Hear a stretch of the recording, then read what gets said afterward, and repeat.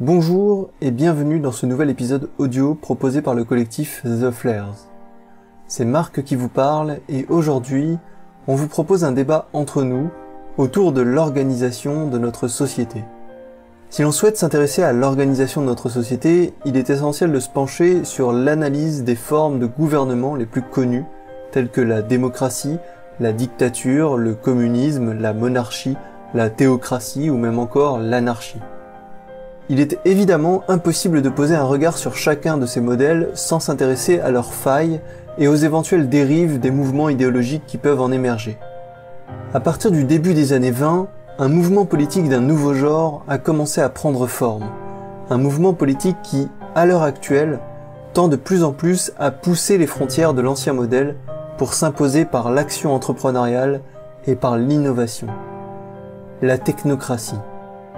La perspective d'une société structurée selon un modèle technocratique est en réalité d'ores et déjà bien présente.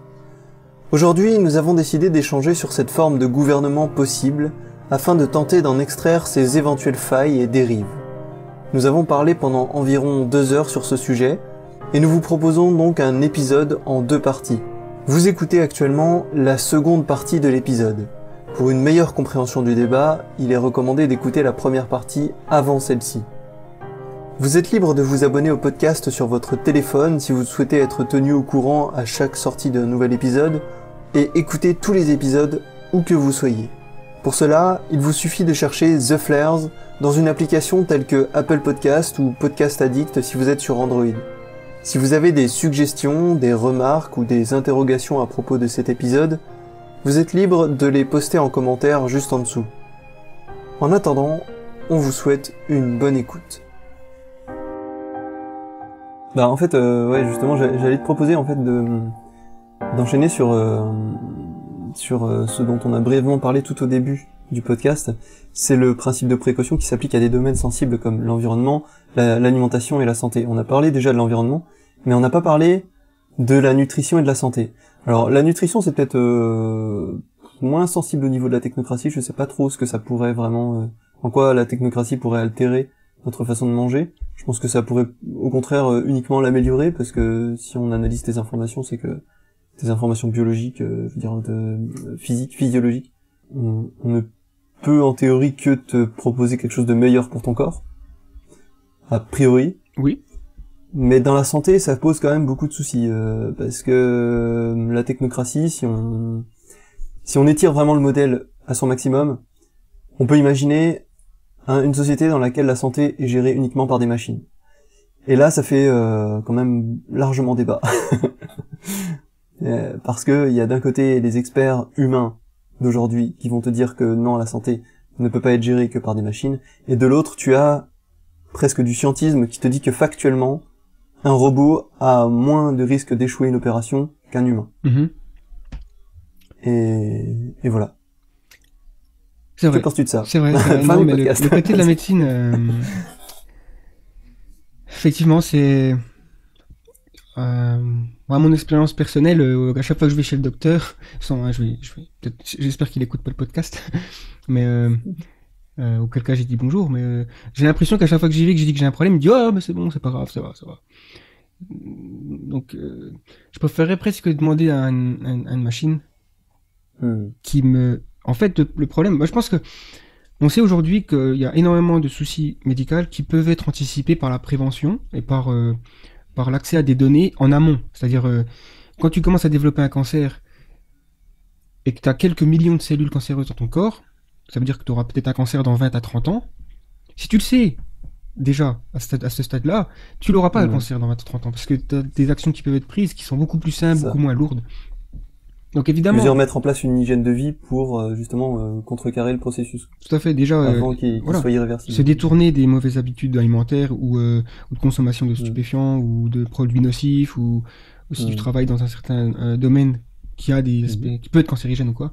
Mais donc effectivement, moi j'aimerais bien avoir un système comme ça qui pourrait contrôler assez souvent ton corps. Alors je pense que alors moi également, je suis du même point de vue que toi là-dessus. Je préfère avoir une analyse complète qui me dit rationnellement et factuellement à partir de mes symptômes et à partir de mon analyse physiologique que j'ai telle ou telle chose à revoir ou à corriger. Mais je pense pas que ça soit intégré encore majoritairement dans les mœurs. Je pense que ce qui revient souvent, c'est ah oui, mais rien ne remplace le contact avec un médecin. C'est vrai. Mais il faut voir aussi autre chose, c'est que les sociétés qui vont ou qui attaquent en ce moment le marché de la santé, le domaine de la santé, elles proposent déjà une automatisation des diagnostics médicaux, mais en fait c'est pas pour des pays comme le nôtre où tout le monde a déjà accès à un médecin facilement. C'est pour des pays pauvres ou sous-développés qui n'ont pas de médecin justement et qui n'ont que ça. Bien sûr. Et en fait, moi j'ai l'impression qu'on va se retrouver dans un modèle de société où dans la santé, les pays sous-développés vont peut-être avoir de meilleurs diagnostics santé que nous pendant une période en tout cas. Ouais, c'est possible. Parce que avant qu'on adopte l'automatisation de la santé, à mon avis, il va se passer quand même pas mal d'années. Bah après, je pense pas qu'on se dirige forcément vers une full automatisation de la santé d'une certaine façon, parce que je pense qu'il y aura une sorte d'alliance entre médecins et intelligence artificielle et algorithmes. Et c'est cette alliance qui fera la force du système en soi. C'est comme, voilà, il y a, certes, on sait aujourd'hui que on voit un algorithme, une intelligence artificielle est meilleur à analyser, par exemple, une radio ou un IRM pour détecter une tumeur. Ils ont fait des tests, il y a des pourcentages qui ressortent, et en moyenne, l'IA est plus forte qu'un humain, parce que elle sait reconnaître plus de nuances de gris sur une image, elle peut détecter plus facilement qu'est-ce qui va pas dans le corps. Mais après, c'est à l'humain qui est derrière de prendre connaissance de ces données et d'appliquer le bon traitement. Donc, je pense que ça va être d'abord ça qu'on verra, une alliance. Donc, certes, il y aura peut-être moins de cardiologues ou d'oncologues ou même médecin généraliste. Moi, même médecin généraliste, je sais pas, mais plus dans les spécialités finalement. Parce que finalement, pour l'instant aujourd'hui, une IA n'arrive pas. Dès qu'il y a le mot général, une IA n'y arrive pas, quoi. Et c'est pour ça que un médecin généraliste qui a une connaissance assez large dans la médecine, qui est capable de diagnostiquer plusieurs maladies et tout ça, il pense pas qu'il sera remplacé assez rapidement par l'IA. Par contre, c'est les spécialistes qui vont être remplacés assez vite. Parce que nous, on arrive facilement à créer des IA spécialisées dans quelque chose. Par exemple, on arrive à dire à une IA, tu conduis une voiture.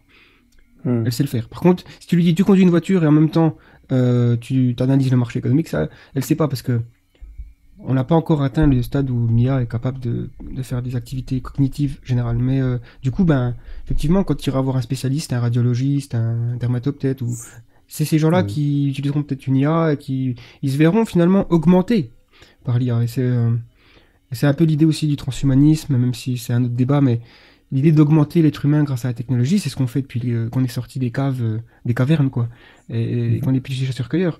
On augmente nos capacités, on augmente ce qu'on sait faire, notre capacité de raisonner, et c'est comme ça que je pense que ça va évoluer. Voilà, après j'ai pas trop d'inquiétude à ce niveau-là, et effectivement il y a beaucoup de gens qui n'ont pas confiance. Et même quand je parle autour de moi des voitures autonomes qui arrivent très vite, il y a beaucoup de gens qui se disent jamais je monterai là-dedans. C'est marrant la réaction, alors que pour eux ça ne leur pose pas trop de problème de monter dans un avion. Voilà. Alors que l'avion, si tu mets sur papier ce que c'est qu'un avion, c'est ouf. Ouais. C'est quand même 10% d'humains et 90% de machines. Ouais, et puis c'est un gros tas de métal de plusieurs tonnes où c'est que t'as 800 personnes dedans qui volent, et comme d'une certaine façon, que j'ignore, c'est le moyen le plus sûr de voyager, quoi. Ça défie toute logique. Si tu dis à quelqu'un si tu décris ce que c'est qu'un avion et tu lui demandes si c'est sûr, il va te dire non, c'est pas sûr. Comment on peut faire voler un truc de plusieurs tonnes avec des gens dedans et que ça soit sûr? Pourtant, si, ouais. Beaucoup plus. Pour revenir à la voiture, il y a aussi toujours ce phénomène de... En fait, il y a un biais, alors je pense que ça doit être un biais cognitif, mais j'ai pas le nom, en tout cas, si ça en est un. C'est, tu sais, l'impression que parce qu'une personne conduit vite et est pleine d'assurance, t'as moins peur de monter dans sa voiture enfin pas forcément vite, mais qu'elle conduise pleine d'assurance, surtout.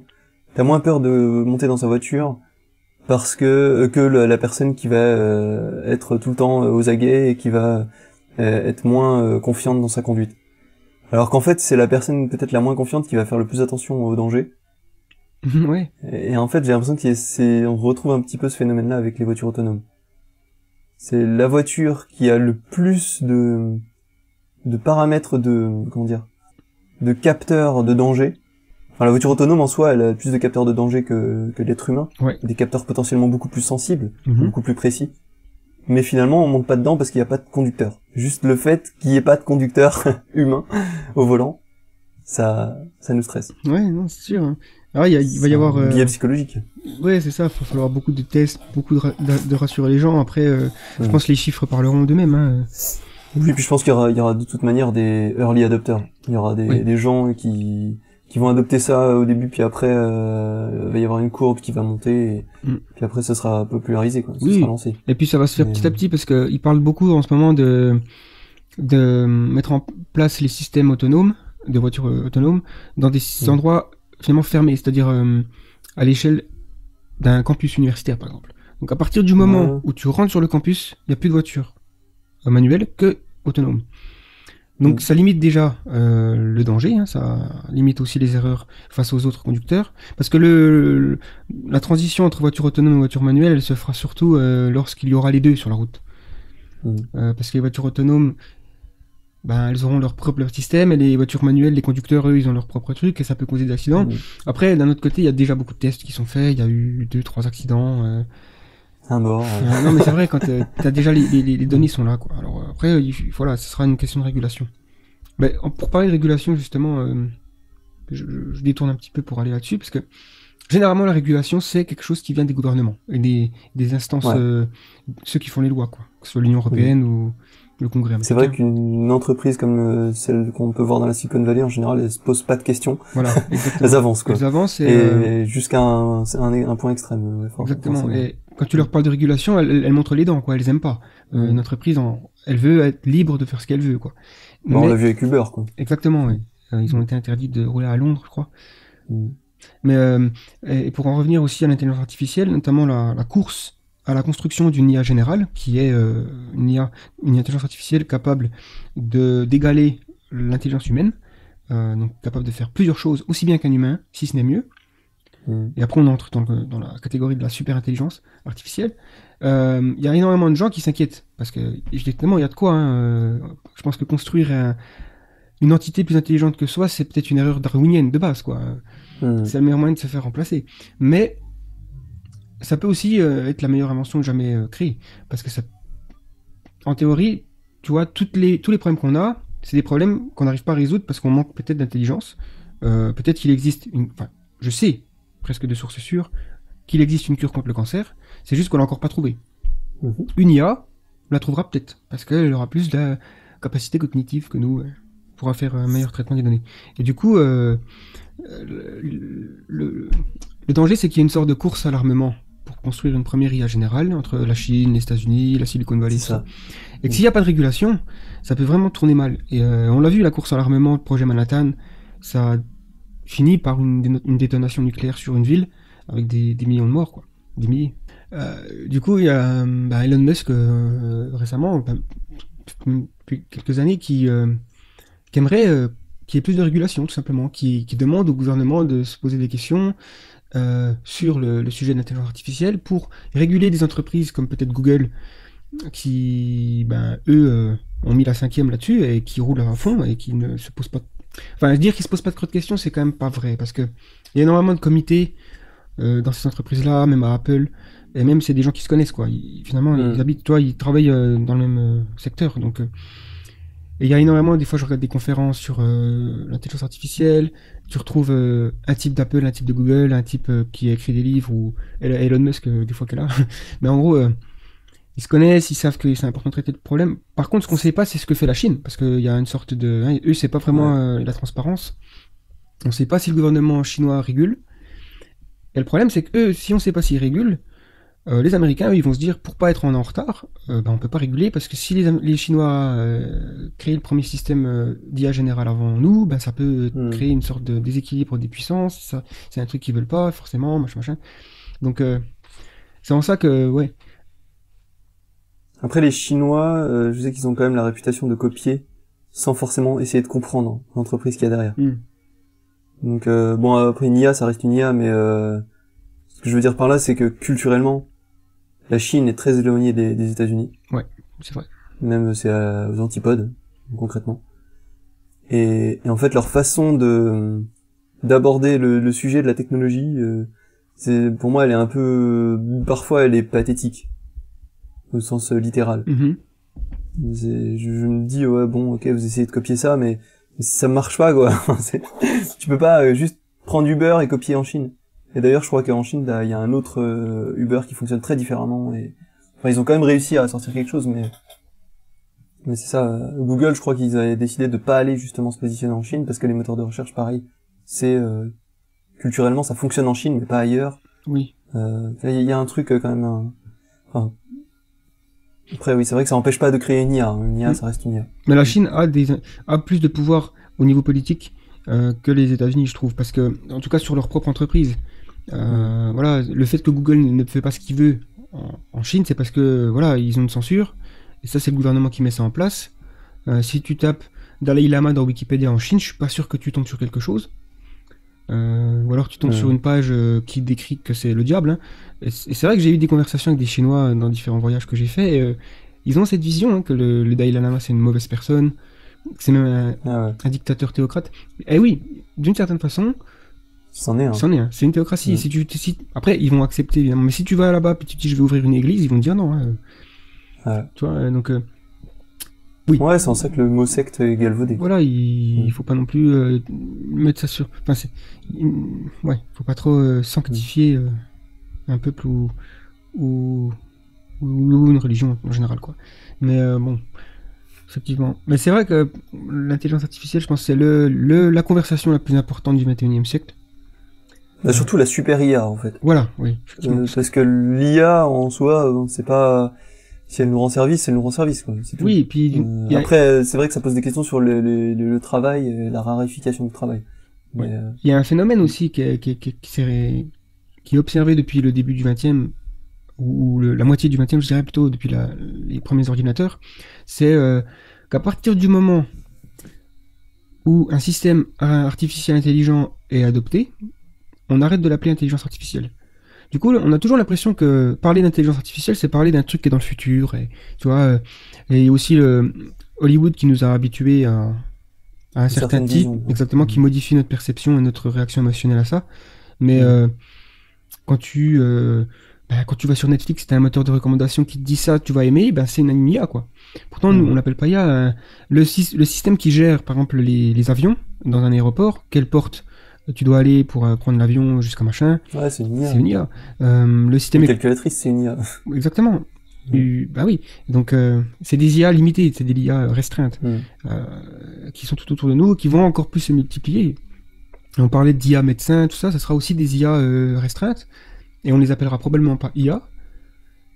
Mais et du coup, on a toujours l'impression que quand on parle d'IA, c'est un truc dans le futur. Et je pense et d'ailleurs, je trouve qu'il y a beaucoup... Vas-y, continue. Non, j'allais dire, je pense que ce serait bien d'avoir plus d'experts politiques à ce sujet, peut-être même un ministère de l'intelligence artificielle, enfin, si ça pourrait un jour exister, ou peut-être un autre nom, mais quelque chose où tu as vraiment des réflexions sur ce que peut apporter une IA à l'échelle nationale. Un conseil Jedi, quoi. Ouais, exactement, il faut ça, un petit conseil Jedi. Mais ils ont échoué. Eh ouais. Ah bah c'était aussi un peu un dogme. Alors, tout à fait. C'est même ça, c'est exactement ça. Il y a une prophétie, tout ça. Mais en fait, pour revenir sur l'IA, ouais, je voulais parler de l'œuvre de Isaac Asimov, qui explore beaucoup ces questions-là à travers principalement à travers les nouvelles qui concernent les robots et l'intelligence artificielle, évidemment, et le cycle des robots. Tu parlais tout à l'heure de la déformation, de la perception de l'intelligence artificielle à travers les œuvres de Hollywood. Oui. La représentation que fait Hollywood d'une intelligence artificielle. Voilà. Moi, j'ai déjà une première chose à dire, c'est que je vois souvent des films ou même des livres qui parlent de l'intelligence artificielle et qui n'arrivent pas à dissocier IA des robots. Mais d'un robot qui, la plupart du temps, est sous forme humanoïde. Voilà, un androïde.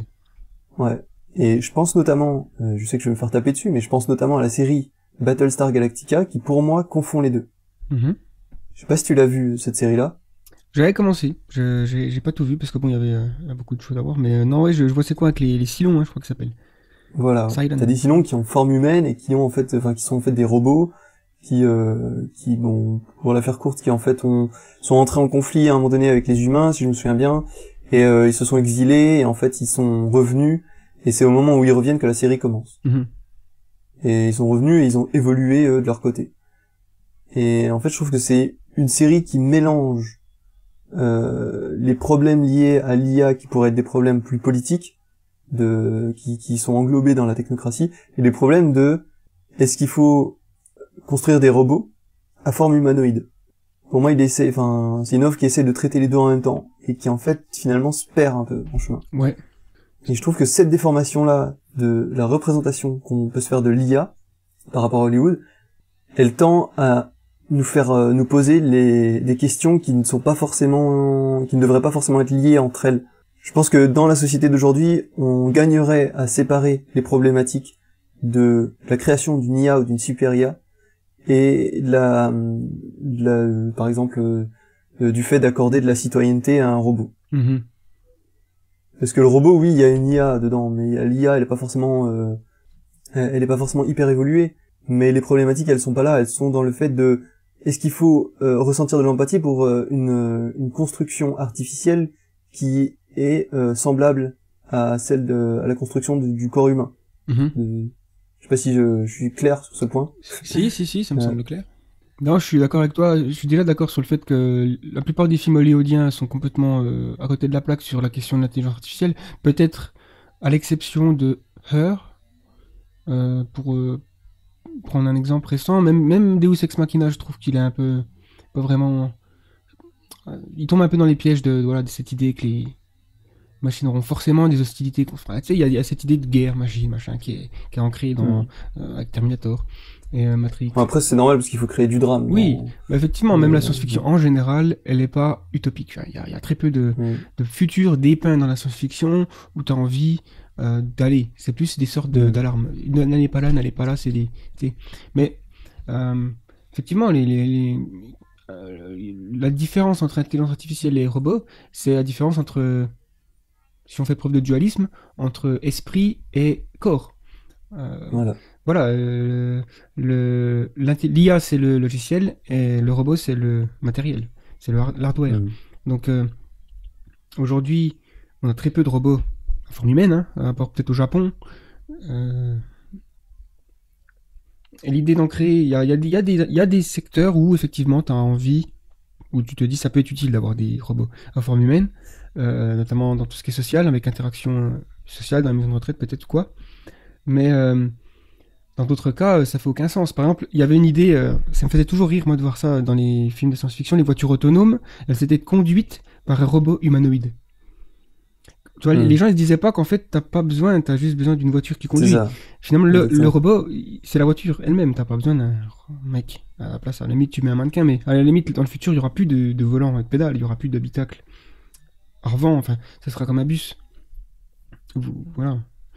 Et donc, effectivement, c'est facile de mélanger les deux. Après, c'est aussi possible d'imaginer une fusion des deux, d'avoir un robot humanoïde qui a une intelligence artificielle de niveau humain. Et là, ni plus ni moins, la définition de l'humanité, elle est à reconsidérer, quoi. Parce que si quelque chose a la forme humaine et en même temps l'intelligence humaine, alors est-ce que c'est un humain? Est-ce que ça a un droit? Est-ce que ça... Tu vois, est-ce que c'est un problème si tu t'appuies sur le bouton off? Là, c'est des questions éthiques qui demandent peut-être un autre podcast. Mais ouais, non, mais ce que je pointais du doigt, c'était essentiellement l'association qu'on a tendance à faire entre la finesse de la représentation d'un physique, d'un être humain, faite artificiellement, et la complexité d'une IA. On a du mal à s'imaginer qu'un robot qui est extrêmement fidèle à la représentation d'un être humain peut être doté d'une IA complètement bête. Ah oui, ouais, c'est vrai. Et vice versa, que sans représentation, sans aucune matérialisation physique de l'IA, on peut avoir une IA qui est extrêmement intelligente. Et pourtant, c'est ce qui est exactement en train de se passer, en fait. C'est que les sociétés qui bossent actuellement sur la représentation la plus fidèle de l'être humain de manière artificielle, physiquement, elles s'intéressent rarement à ce qu'elles mettent dedans, en fait. Et vice versa, une IA, quand tu bosses sur une IA, en général, t'as 100% de tes ressources dessus. Oui, voilà. C'est vrai qu'on est plus en train de soit de construire des zombies, donc des formes humaines, mais dénuées d'intelligence, des coquilles vides, quoi. Ou alors, voilà, des trucs où tu peux faire appel à la conversation, tout ça. Mais très bête, quoi. Et d'un autre côté, t'as l'intelligence artificielle qui paraît être... qui est un peu... Vu qu'on peut pas la toucher physiquement, on se dit, elle est pas là. Mais en fait, ça n'empêche pas que l'intelligence égale pouvoir. Et le pouvoir d'une IA, si elle a accès au net, par exemple, elle est monstrueuse. Même si elle a accès au silo de missiles nucléaires, au système économique. Et surtout, on a du mal à se dire qu'une intelligence artificielle pourrait être différente de notre intelligence. Mais à un point où on est à l'autre côté du spectre, quoi. C'est-à-dire que ce sera vraiment une intelligence extraterrestre. On parle souvent d'extraterrestres, comment ils vont pouvoir penser, est-ce qu'une civilisation extraterrestre a les mêmes problèmes que nous, tout ça. Il y a peu de chances pour que ce soit le cas d'ailleurs. Mais du coup, on va probablement créer une intelligence comme ça sur Terre. Et le risque, c'est qu'on soit même pas capable de comprendre ce qu'elle fait. Alors je pense que le premier risque, c'est même pas ça. C'est de se confronter à des décisions qu'on n'est pas prêt à prendre. Et ça, c'était le deuxième point que j'avais envie d'aborder justement pour rebondir sur un peu le sujet de la technocratie. Ouais. Dans l'œuvre générale de Isaac Asimov, lui, il explore à travers les 3 lois de la robotique cette frontière entre la rationalisation extrême et le moment où tu dois basculer vers quelque chose de moins éthique. Et du coup, parce que une IA hyper intelligente, elle peut te proposer de prendre une décision, par exemple supprimer la moitié de l'humanité. Mettons ça d'actualité. Ouais, c'est vrai que... en un claquement de doigts. Et toi, tu peux ne pas avoir, parce que ton éthique peut te freiner dans cette prise de décision, même si rationnellement, factuellement, c'est la meilleure décision à prendre pour le bien de l'humanité sur le long terme. Et je pense que c'est la première confrontation entre la façon de voir les choses de l'humain et la façon de voir les choses d'une machine qu'on va pouvoir observer. Avant même de se retrouver face à une IA dont on comprend même pas les décisions, je pense qu'on va se retrouver face à ça. Parce qu'on tend quand même vers une IA qui va nous assister. Ouais. Et non pas nous dicter nos décisions. Enfin, j'espère en tout cas. Mais si on tend vers ça, on va forcément arriver à un moment donné où on va se demander si en fait l'IA est une bonne invention pour l'éthique humaine et on va devoir reconsidérer des principes philosophiques fondamentaux et ça va faire mal. Ouais, en fait, un des problèmes principaux de la création d'une IA aujourd'hui, chez les experts en tout cas, c'est ce qui s'appelle le value alignment, donc le système de valeur, voilà, pour que on crée une IA qui ait les mêmes valeurs que nous. Et ça, c'est extrêmement compliqué, déjà parce que dire qu'on a les mêmes valeurs, c'est très compliqué à définir, parce que clairement, moi, j'ai pas les mêmes valeurs que l'État islamique. Il y a des choses que eux considèrent normales et éthiques que moi, je considère abominables. Et donc, à l'échelle d'une planète, avec tous les êtres humains qui existent, et toutes les différentes cultures, et tous les différents systèmes de croyances, c'est compliqué d'avoir des valeurs communes. On peut quand même faire l'exercice, et là c'est la philosophie après qui doit faire ça, mais de dresser une sorte de liste de ok, on aimerait plutôt encourager la liberté individuelle, on aimerait plutôt encourager ce genre de choses, minimiser la souffrance, même de toute forme de vie. Et si une IA arrive à incorporer ces valeurs, on est quand même plutôt bien parti. Après, il y a aussi un problème, c'est que les valeurs changent. Donc il ne faudrait pas qu'on crée une IA qui a des valeurs qui soient adaptées au 21e siècle, mais qui ne soient pas adaptées au 23e siècle. Par exemple, nous, on considère que le Moyen-Âge, c'était pas vraiment une référence en termes de valeurs. Pas trop, non. Voilà, donc pendre des gens parce qu'ils ou couper la tête ou des trucs comme ça, ou brûler les gens qui pensent pas la même chose, ça se fait plus trop, malheureusement. Sur la place publique, c'était quand même assez marrant de regarder, je trouve. Mais blague, je fais pas des petites blagues. C'était divertissant. Voilà, c'était ça. C'était le cinéma de l'époque. Mais du coup, voilà, il faut pouvoir faire une IA qui non seulement a les mêmes valeurs que nous, et en plus qui évolue de manière éthique en même temps que nous. Et ouais, ça c'est compliqué. En fait, d'une façon c'est compliqué, d'une autre on a un exemple qui est finalement autour de nous en permanence et qu'on a même nous vécu, c'est un enfant. Quand tu fais un enfant, tu lui transmets des valeurs, tu lui transmets ton mode de vie, ta façon de voir les choses, et tu suis son développement jusqu'à son âge adulte, et ça se passe en général assez bien. Donc, comme Chappie, quoi. Ouais, c'est ça, c'est du coup Aujourd'hui, une façon de faire de l'IA, c'est avec le machine learning, l'apprentissage machine, et donc on est là un peu là-dessus, quoi. C'est-à-dire qu'elle apprend, mais tout ça, il y a aussi un problème qui se voit de plus en plus, c'est le problème de la discrimination, qui, même si elle est involontaire, parce que des fois, en fait, on donne des données à une IA, sur des statistiques, par exemple, notamment, par exemple, une statistique aux États-Unis, il y a peut-être plus de crimes qui sont commis par des personnes de couleur que d'autres. Du coup, si tu nourris ces données dans une IA, sans vouloir discriminer quoi que ce soit, tu vas créer une IA qui pense que les personnes de couleur sont plus susceptibles de commettre un crime. Alors que, d'un point de vue purement scientifique, c'est faux. Donc, c'est une question de culture, une question d'éducation et de milieu social, mais c'est pas une question de couleur. Donc, faut apprendre une IA aussi à traiter ces données avec c'est extrêmement complexe. Moi, personnellement, je suis pas un spécialiste, donc je saurais pas comment faire avec juste des lignes de code. Mais voilà, donc on imagine. Il y avait aussi un coup, j'avais lu un article qui disait que, imaginons si on prend l'intelligence d'une araignée. Tu peux difficilement faire plus loin que l'intelligence humaine, quoi. Au niveau de valeurs, au niveau d'objectifs. Maintenant, tu donnes à cette araignée la super intelligence. Ouais. Donc même si, parce qu'il y a souvent des gens qui pensent que intelligence, forcément, plus tu es intelligent, plus tu auras tu vas te rapprocher de l'humanité. Tu auras des valeurs comme nous, tu vois, des trucs. C'est une affaire de complexité, tu veux dire. Ouais, voilà. Et que forcément, voilà, on est au sommet de la scène d'intelligence et donc on est comme on est. Et donc forcément, si une IA arrive à un niveau comme nous, elle partagera des valeurs. Mais en même temps, si tu bâtis une IA de base avec l'intelligence d'une araignée, par exemple, eh ben, ça sera une super intelligence araignée.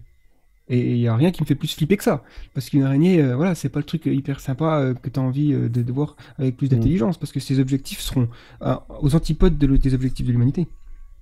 Ouais. Et il n'y aura aucun moyen de la convaincre qu'on est mieux placé pour savoir ce qui est bon ou pas. Tu vois, elle va peut-être se dire, bah écoute, moi je vais, ouais, comme tu disais, éliminer la moitié de l'être humain. Oh, puis non, en fait, je vais convertir tous les atomes des êtres humains en un super ordinateur, ça me fera plus de puissance. Nous on dira, bah non, mais ça craint ça, parce qu'en fait, on va mourir. Bon, pour elle, il n'y aura pas vraiment de. Ouais, et puis alors, toi, allez. Ouais, il n'y aura pas d'éthique. C'est ça, parce qu'au final, il faut pas oublier que ce qui donne. On donne du sens à l'univers, et l'univers ne nous donne pas du sens, quoi. Voilà, jusqu'à. Alors après. C'est une question aussi de croyance personnelle, de spiritualité, mais ce que nous dit la science aujourd'hui est pas forcément vrai. Peut-être qu'on trouvera un contre-argument à ça, mais aujourd'hui, on pense que l'univers n'a pas de sens, quoi. Et que l'être humain n'est qu'un épiphénomène dans une énorme, voilà, un énorme espace-temps. Et il y aura un après et il y aura un avant nous, mais au final, on n'aura pas vraiment compté, quoi.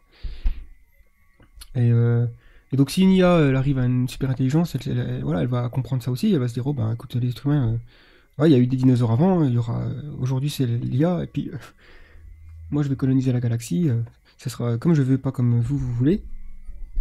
Tu vois ce que je veux dire, quoi. Et il n'y aura pas de bouton stop. Ouais. Après, on rentre dans le problème du contrôle, quoi. Donc tout ça pour dire que technocratie, la plus grosse entreprise du monde, c'est quoi, Google ou Amazon? Je crois que c'est Apple. C'est Apple. Qui fait plus de cash flow que le gouvernement américain. Ouais. Bah oui, d'accord, ils sont à fond dans l'IA aussi. Hein. Ils vont, je crois, sortir des modèles de voitures autonomes aussi. Ouais. Donc, et c'est, je crois, les premiers à avoir mis en place un système d'intelligence artificielle personnelle comme Siri. Ouais. Donc, voilà, il y a des chances qu'ils abandonnent pas le marché de l'IA de sitôt. Donc, forcément, c'est une technocratie parce qu'ils se dirigent. Il y avait aussi un dernier point peut-être qu'on pourrait parler, c'est est-ce que ça serait envisageable dans le futur? Alors, dystopique ou utopique, ou les deux, ou pas du tout, enfin, après ça va vous juger, mais qu'un CEO, par exemple, le président de Apple, pour rester sur Apple, soit le président des États-Unis, tu vois. Est-ce que ça, est-ce qu'un jour on arrivera à un point où le gouvernement abandonnera, baissera les armes, ou tout simplement dira, bon, ben, vous êtes les mieux placés aujourd'hui pour diriger, donc on aura des gens, ou peut-être on aura des gens issus du monde de la technologie, qui feront ensuite des carrières politiques.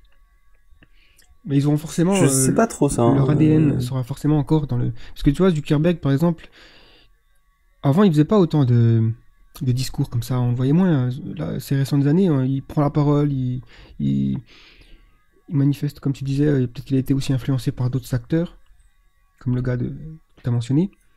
Mais par cœur. Voilà. Mais enfin voilà, on le voit. Mais je pense pas en fait.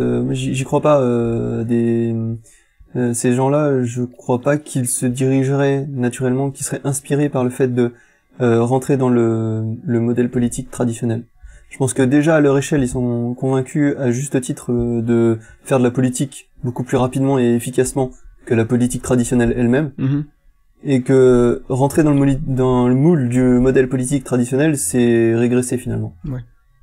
Je pense qu'au contraire, c'est pas dans leur peut-être que je me trompe, hein, mais je vois difficilement Zuckerberg se dire tiens, je vais devenir gouverneur ou président même, parce que de toute manière, il sait très bien que le pouvoir qu'il a entre les mains, c'est déjà un pouvoir infiniment plus grand qu'un sénateur ou qu'un gouverneur. Ouais, c'est pas faux. Après, il y a des trucs qu'ils peuvent pas faire quand même. Je veux dire, il y a pas longtemps, j'écoutais un podcast de Sam Harris et il avait invité un candidat pour les élections 2020 aux États-Unis. Et donc, c'était un type, en fait, je crois que il a pour origine le milieu de l'entrepreneuriat, avec notamment tu vois, les venture capitalistes, quoi, les mecs qui font de l'investissement. Voilà. L'investissement à fond, notamment dans la tech. Les investisseurs capitaux risques, c'est ça, voilà. En français. C'est ça. Et lui son credo, son slogan de base et sa vision pour les États-Unis, c'est basé sur l'idée du revenu universel de base. Donc en anglais, c'est quoi déjà? UBI, voilà, Universal Basic Income. Il veut instaurer ça aux États-Unis. Et je pense que s'il a cette conviction profonde que ça peut marcher, et d'ailleurs il en parlait bien il a fait un livre d'ailleurs, mais il parlait bien dans le podcast que voilà, il parlait de comment financer ça, pourquoi c'est une bonne idée, comment ça peut affecter la société, enfin, et quels sont aussi les arguments contre qui sont finalement pas des arguments valables. Alors, il démonte, en fait, il essaie de démonter la critique contre ça. C'est normal puisque c'est lui qui le propose, mais en tout cas, on sent son intérêt puisqu'il vient un peu aussi du monde de l'investissement dans les entreprises technologiques, il sent bien le monde se dirige vers une grosse crise du travail, un gros problème d'inégalité financière, économique, où des gens vont devenir encore plus riches et des autres personnes vont ne plus avoir de revenus. Et lui, il se dit clairement, il faut mettre en place un revenu universel et faire en sorte qu'on laisse pas des gens comme ça, qu'on n'abandonne pas certains citoyens. Et voilà, je sais pas s'il aura énormément de visibilité pendant la campagne en 2020, ce sera à suivre. Mais c'est, je crois, le premier pétition aux États-Unis qui met en place, enfin qui veut mettre en place parce que je pense pas que Donald Trump c'est dans ses plans. Hein. Non. Mais il me semble qu'en France il y avait des propositions aux dernières élections du côté de la gauche. Ouais, il y avait Benoît Hamon qui proposait ça. Et je pense j'ai du mal à voir comment ça va pas être adopté en fait. Je pense qu'on n'aura pas trop de choix. Pareil. Il y a un moment donné, je pense qu'on va tellement tirer sur la corde que faut se rendre à l'évidence, la courbe du chômage, c'est pas le plus gros problème, faut aller à la racine. Voilà. C'est pas, c'est depuis avoir d'emploi, c'est pas ça le problème. Le problème, c'est de pas avoir d'argent. Et si les gens ont un emploi, c'est parce qu'ils veulent de l'argent. À la base, si tu peux garantir un minima. Et puis surtout que, en théorie, l'automatisation va apporter énormément plus de profit aux entreprises. Mais d'un côté, comme tu disais, si le pouvoir des technocrates aujourd'hui, c'est pas au niveau politique, mais plus au niveau des entreprises elles-mêmes, peut-être qu'ils vont court-circuiter les décisions politiques en disant vous voulez pas mettre en place un revenu universel, nous on va le faire. Mais c'est exactement ce qui se passe déjà en fait. Hein. Ils forcent la main, et parce que à un moment donné ils répondent très très bien à un besoin du marché, parce que au final on peut le voir aussi comme ça, on peut se dire on est dans une société de libre-échange. On est dans une société où tu réponds à un besoin et en échange tu gagnes de l'argent. Si eux ils se positionnent en tant que nouveau système politique de revenu universel, etc., ils auront forcément un intérêt à y gagner, enfin un intérêt à poursuivre, à faire ça. Et ce sera pas forcément un intérêt à court terme. En général, c'est les entreprises qui ont les poches bien profondes, elles pensent long terme, de plus en plus. Bien sûr. Donc elles sont prêtes à perdre beaucoup d'argent au début pour pouvoir ensuite en gagner plus loin ou s'inscrire dans la durée. Et en fait, ma phrase est tellement longue que j'arrive plus à savoir où est-ce que j'en étais, mais je vais rattraper le truc. Mais voilà. Virgule, 2 points. Non, en fait, ce que je voulais dire, peu importe l'entreprise que tu as, tu réponds toujours, si tu veux construire et développer une entreprise, tu réponds toujours à un besoin. Et le besoin de trouver de l'argent autrement que par le travail va se faire de plus en plus présent. Et moi, ce que je pense, c'est que ces sociétés-là, effectivement, elles pourraient sauter sur l'occasion. Avant même le système politique. Ouais, je suis d'accord. Avant que le système politique ait le temps de dire quoi que ce soit, et de faire quoi que ce soit. Ouais, non mais c'est clair, hein. C'est assez envisageable. Faudra voir après parce que il peut y avoir aussi d'autres industries qui vont se développer dans le futur, dont on ne parle pas beaucoup, mais qui vont peut-être se manifester aux alentours de 2030, qui pourrait être aussi un nouveau Eldorado en termes de revenus, puisque ce serait le minage d'astéroïdes. Et même si ça paraît un peu farfelu aujourd'hui de parler de ça, je suis pas du tout convaincu. Enfin, en tout cas, il y a beaucoup de raisons de penser que ça va arriver assez vite, notamment SpaceX qui travaille sur la réusabilité des fusées et le coût. Enfin, voilà, il paraît qu'un astéroïde de taille à peu près comme une maison, c'est plusieurs trillions de dollars de revenus. Donc, clairement, ça va motiver certaines entreprises. Je crois que Jeff Bezos d'Amazon, il a avec Blue Origin, c'est un peu son objectif aussi d'aller. Je crois qu'il parlait de faire en sorte que les industries lourdes se trouvent dans l'espace et plus sur Terre pour arrêter de polluer déjà et puis pour apporter plus de revenus, puisque c'est là où se trouvent les ressources finalement. Et on risque pas de manquer de ressources dans l'espace, quand même. Donc c'est pas illimité, mais c'est pas non plus un truc qui va se raréfier assez vite. Donc du coup, quand tu as des trillions et des trillions qui rentrent sur Terre, tu peux envisager un revenu universel beaucoup plus facilement, à travers des taxes, ou à travers même une redistribution, voilà. J'imaginais à un moment donné, dans un docu, là, un long format, que tu as vu le truc le plus important aujourd'hui pour des entreprises comme Google, c'est nos données. C'est ce qui a le plus de valeur. Ça a plus de valeur que l'argent, au final, pour eux. Donc, pourquoi ne pas nous payer pour ces données-là? Tu vois, si tu souscris à leur contrat d'utilisation, et d'utiliser Gmail, et d'utiliser Android et tout ça, tu reçois un virement ou quelque chose mensuellement. Du coup, tu vois, ça redéfinit un petit peu le contrat que tu as avec une entreprise comme ça. Et c'est une sorte de revenu finalement qui s'opère. Après, c'est un peu vendre ses données pour de l'argent. Il y a un côté un peu prostitution presque. Mais d'un autre côté, là, aujourd'hui, on le fait gratuitement. Ouais, mais je comprends. Ils prennent nos données. Ouais, je comprends l'idée. Ouais. Est-ce que ce serait pas pire que mieux? Effectivement, je sais pas, parce que c'est compliqué. C'est compliqué. Après, ou alors est-ce qu'un jour, je sais pas moi, Google va pas dire bon bah on distribue de l'argent, allez hop, c'est gratuit. Parce qu'à très long terme, si on se projette vraiment dans ce fameux modèle technocratique idéal, dans lequel il n'y a aucun problème, on peut même imaginer que l'argent disparaît, en fait. C'est vrai. Parce que finalement, l'argent, c'est quoi? C'est un échange de valeur. C'est le témoin d'un échange de valeur. On peut dire ça comme ça. Mais sauf que cet échange de valeur, il répond toujours à un besoin d'une personne en face. Et s'il y a plus de besoin, bah il y a plus besoin d'échange de valeur non plus. Tu vois, c'est un truc de mise en abîme un peu, mais ouais, je suis d'accord.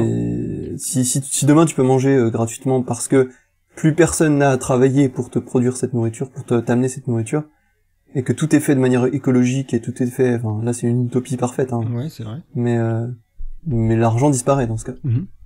Parce que ça n'a plus de sens. Moi, c'est sûr qu'il y a des scénarios, surtout sur le long terme, de l'humanité, qui envisagent effectivement une automatisation quasi parfaite. Et même, il y a des concepts de science-fiction, comme en gros, une imprimante universelle, ça s'appelle, qui est capable, en fait, de la maîtrise. Donc ça nécessite encore des paliers technologiques qu'on n'a pas franchis.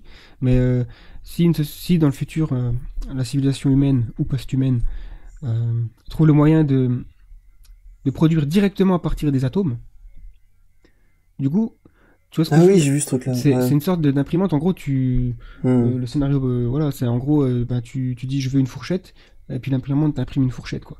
À zéro coût, puisque ça va travailler avec des atomes. Donc en gros, tu fais en input, en gros, dedans la machine, tu insères un morceau de métal, et ça ressort une fourchette. Et après, la fourchette, une fois que tu l'as utilisée, puis tu n'en as plus besoin, bah, tu la remets dans la machine et tu dis maintenant je veux autre chose.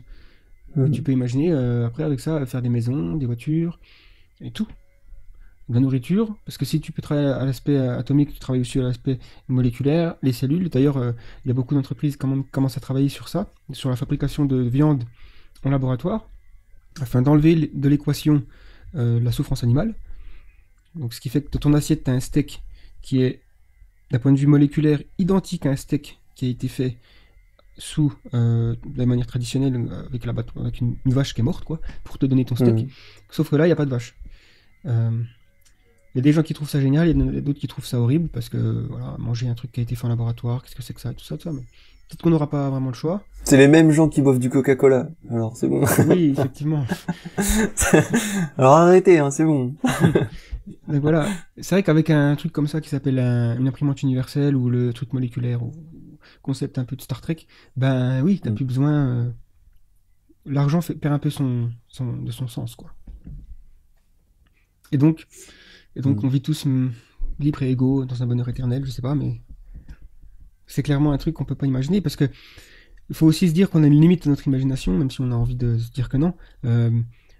Aujourd'hui, notre monde autour de nous, ça pourrait entrer comme la définition d'une utopie pour quelqu'un qui vit en Empire romain, par exemple. Ouais, complètement. Tu vois, si tu lui décris, t'envoies, je sais pas, un roman de science-fiction qui décrit le 21e siècle, tu l'envoies à l'Empire romain, le mec il lit ça, il se dit ça c'est une utopie, ça n'arrivera jamais, il faut arrêter de rêver, quoi.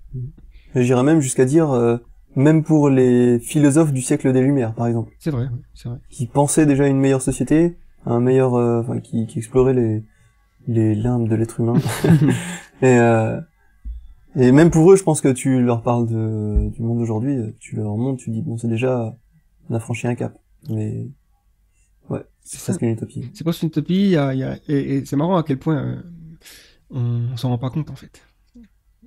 Et... Ouais, parce qu'on s'habitue très vite à ce qu'on a, quoi. Ouais, et puis les problèmes ils sont aussi sous nos yeux en permanence dans notre quotidien. Et je pense qu'on est génétiquement conçu, si je peux utiliser ce mot-là. Enfin, la sélection naturelle a fait en sorte que l'être humain, et peut-être d'autres espèces animales, se concentrent plus sur ce qui va pas afin de survivre.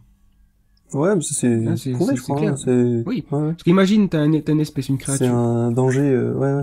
Effectivement, mais si tu te places clairement au point de vue de la sélection naturelle, tu remontes dans le temps, à 2 millions d'années, t'as notre ancêtre commun, la nature teste un prototype d'être humain, ou d'homo quelque chose, un primate, quoi. Rictus, un hominidé, ouais. Voilà, un hominidé. Il dit, tiens, on va essayer un autre type, on va utiliser... le mec, l'hominidé va manger une bonne banane, et il va être rassasié, il va être heureux jusqu'à la fin de ses jours. Ben ça, c'est typiquement un hominidé qui va pas se reproduire et transmettre ses gènes, parce qu'il va mourir très vite. Ce qui fait que... c'est pas comme les abeilles, voilà, je crois que c'est comme ça. Ce qui fait que c'est pas cet hominidé-là qui a transmis ses gènes, donc nous, on n'a pas les gènes de quelqu'un qui est heureux en permanence. On a les gènes de je mange un bon plat, je suis super content, j'ai bien mangé, mais demain tu te lèves, t'es pas content parce que t'as faim. Et c'est cette course à toujours vouloir quelque chose, ce qui fait que c'est un peu la source du malheur chez beaucoup de gens. Et du coup, même si dans le futur qu'on décrit avec une imprimante universelle et compagnie, il y aura des gens qui seront pas heureux, c'est évident. À moins qu'on modifie génétiquement l'être humain, et ça c'est aussi un truc qui est sur la table, pour créer en fait une sorte de post-humain qui finalement soit encore plus loin, plus distant de la sélection naturelle, d'un point de vue biologique, et du coup n'a plus le désir de toujours vouloir quelque chose de différent, de toujours, tu vois, cette recherche qu'on a. Peut-être qu'on créera génétiquement des êtres humains qui sont plus heureux en général. Après, il faudrait définir ce que c'est qu'être heureux, mais... Ouais, mais je pense que c'est aussi une recherche personnelle, parce que je sais pas si génétiquement tu peux régler toute la question du bonheur. Non, je pense pas non plus. Et je pense que aussi, là-dessus, je fais aussi confiance aux tendances qui se dégagent naturellement dans la société. Aujourd'hui, je pense au développement personnel, qui est un terme largement galvaudé, mais qui a quand même ses bienfaits, parce que je me dis, s'il y a autant de gens qui se précipitent sur le développement personnel, qui se tournent vers ça, c'est qu'il y a un besoin déjà une quête de sens, et les millennials, tout ça, mais il y a aussi un besoin d'être plus heureux de manière générale. C'est vrai. Et je pense que la question du bonheur, elle peut pas se jouer uniquement sur les gènes, parce qu'après t'as le contexte aussi dans lequel t'es éduqué, dans lequel tu évolues, comment tu vas recevoir les événements de la vie, comment tu vas gérer tes émotions par rapport à ça. C'est une vraie éducation, donc je sais. Ah, c'est vrai. Après. On peut avoir peut-être plus de prédisposition. Si, je crois que même dans le il me semble avoir vu ça, dans ton capital de départ, tu as une prédisposition au bonheur ou pas. Oui. Mais il me semble que t'as des parties qui sont liées quand même à ton comportement à toi, et il me semble que ces parties-là sont majoritaires. Si je dis pas de bêtises, mais là, je suis pas forcément expert. Non, mais t'as raison, j'ai vu ça aussi. C'est en fait, on a tous une sorte d'échelle, et on a un niveau de base qui représente notre niveau en général, moyen, de bonheur, de satisfaction, on va dire plutôt, parce que le bonheur, je n'ai pas trop utilisé ce terme, plutôt de satisfaction. Et des fois, en fonction des événements, t'as plus de bonheur, de satisfaction.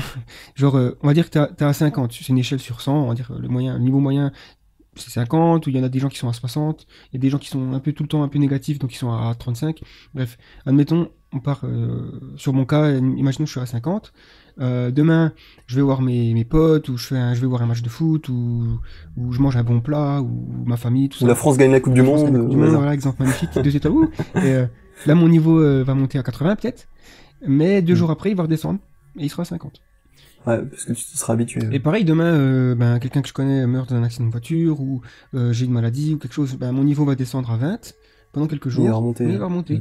Et c'est prouvé, et même les gens qui gagnent au loto, ils ont fait des études là-dessus, ils ont étudié le niveau de satisfaction des gens. Alors évidemment, dès qu'ils gagnent au loto, ils montent à 150, et au bout d'un an... Mais après, ils redescendent en dessous de moins 1000. Non, mais au bout d'un an, ils font le test après, et au bout d'un an, en fonction de réponse, c'est un questionnaire, j'imagine, ils se rendent compte qu'ils ont retrouvé une certaine habitude de la satisfaction qui est moyenne. Des fois ça va, des fois ça va pas. Donc, et effectivement, alors ce qu'on pourrait faire génétiquement, c'est modifier les prédispositions pour, par exemple, avoir des êtres humains qui naissent à 80. Donc ils auraient tendance à voir la vie en rose. Ouais. Ça peut faire quand même une grosse différence, déjà. Est-ce qu'il n'y a pas un risque aussi de voir trop la vie en rose, du coup? Oui, non, mais après c'est sûr qu'on rentre dans l'éthique des bébés design babies, enfin bébés conçus, par en gros les décisions des parents, privilégier certains gènes. Si on trouve demain le gène qui rend heureux, ça pose problème. Et j'espère qu'on ne trouvera jamais ce gène, franchement, parce que qui c'est qui voudra un enfant qui n'a pas ce gène? Ça va être dur, hein. Pareil, moi je veux bien qu'on fasse des enfants qui n'ont pas de disposition à la trisomie 21, qui vont pas avoir de prédisposition aux maladies cardiaques et même à la calvitie ou des trucs comme ça. Mais après, de leur dire, j'aimerais que mon gosse il ait les yeux bleus et qu'il soit comme ça, qu'il soit un bon sportif quand il a 18 ans. Et puis là, on en a déjà parlé, mais ça reste de l'eugénisme, mais ça fait plaisir à Hitler, quoi. Voilà, on peut terminer le podcast sur Hitler. Voilà, donc là, je pense que votre niveau moyen, il est à 20. Il va remonter à 50. The Flares, distributeur officiel de bonheur et de malheur. Non, je pense qu'en général, sur la chaîne, on est quand même optimiste. Ouais. Il y a souvent, je vois des commentaires de personnes qui aimeraient qu'on fasse des vidéos sur... Pour titiller un petit peu les aspects plus Jared Diamond, quoi, collapse, genre. Oui, comment ils s'appellent les collapsologues. Ouais, collapsologues, voilà, ça, exactement. Effectivement, on pourrait en parler un coup, hein, mais c'est sûr qu'on est plus des optimistes technologiques, pas des naïfs non plus, hein, mais c'est important. D'ailleurs, parlons des commentaires, c'est pas parce qu'on répond pas aux commentaires qu'on les regarde pas, en général on les regarde. On les regarde tous, on vous observe, tous, big data même les mauvais. Ouais. Surtout les mauvais. Mais bon. Et on commente que les bons. Et on regrette de pouvoir mettre juste des j'aime et des cœurs sur les commentaires. On pourrait mettre des gros dislikes bien pourris. Il faudrait qu'ils avancent. Non, mais c'est plus, si on pouvait, on répondrait à tous, mais on peut pas en termes de temps, c'est monstrueux. Des fois, voilà. Des fois, je regarde les commentaires en me levant le matin, et s'il y en a une dizaine, si je prends vraiment le temps de répondre aux 10, j'ai 2 heures de perdu dans ma journée. Donc, moins de contenu, après, à faire. On peut peut-être conclure sur ce podcast-là de la technocratie. Ah ouais, c'est vrai. En fait, je sais pas, je pense qu'on a fait relativement le tour du sujet. Après, si vous voulez réagir dans les commentaires, n'hésitez pas. Si vous avez des idées sur le sujet de la technocratie, ses limites, ses risques. Et si vous avez l'impression qu'on a dit aussi des choses qui n'étaient pas forcément très justes, c'est possible. Parce qu'on n'est pas non plus des experts en sociologie politique, géopolitique et entrepreneuriat et économie, et tu vois, ça en fait des domaines. En fait, tout ce qu'on a dit, quoi, mais je dirais de manière générale, on n'est pas du tout des experts en rien du tout. Peut-être faire des films. À la limite, à faire des films et monter ou des trucs comme ça, mais ça c'est pas des trucs qu'on parle souvent. C'est pas le but de la chaîne, mais oui, On sait juste des avis, et on est intéressé plus que... Ouais, c'est de la curiosité, quoi, il faut le voir comme ça. On n'est pas là, on n'est pas dans une démarche dogmatique, hein, surtout pas. On n'a pas envie de convaincre, on a juste envie d'éveiller les gens à des sujets qui sont pas forcément traités dans la société d'aujourd'hui, ou qui arrivent mais timidement. Et voilà, la technocratie, ça fait partie de ces sujets-là, en tout cas, on en est convaincu. Et voilà. Je pense qu'on peut conclure là-dessus. On se retrouve bientôt dans un prochain podcast, une prochaine vidéo. N'hésitez pas à proposer des sujets aussi de podcasts qui pourraient vous intéresser, sur lesquels on pourrait éventuellement débattre. Mettez-les en commentaire, on lit les commentaires, et on regardera s'il y a un sujet qu'on peut traiter et sur lequel on a assez de matière, surtout, pour pouvoir en faire une discussion intéressante. Tout à fait. Dans l'espoir d'intéresser, en tout cas. Et que ça soit lié aussi au futur en général, quoi. Ouais, l'avenir du monde. Et bon, après on peut parler de Bill Bokeh et puis de comment on fait des muffins. Mais bon, c'est sur notre deuxième chaîne, ça, c'est The Flares. C'est The Flares, mais avec un logo tout rose. C'est... on fait des cupcakes. Ouais, des cupcakes, c'est pas des muffins, des cupcakes. Ah oui, faut pas confondre. Alors là, on va se faire taper dessus. Non, des cupcakes, c'est pas des muffins. Bon, bah écoutez, chers auditeurs, chères auditrices. Ouais, c'est marrant de dire ça. À bientôt. Chers internautes. Ouais, chers internautes. Ouais. À bientôt sur une prochaine vidéo, sur un nouveau podcast, sur un nouvel article, sur le site internet, sur voilà, tout ce que vous voulez. Vous pouvez retrouver The Flares partout et bientôt dans votre frigo. Et bientôt dans la salle communale de Montluçon à 18h. Au Grand Rex. Au Grand Rex. On fera une conférence. Bon, on arrête de déconner et puis on dit ciao. Salut, allez, bye bye.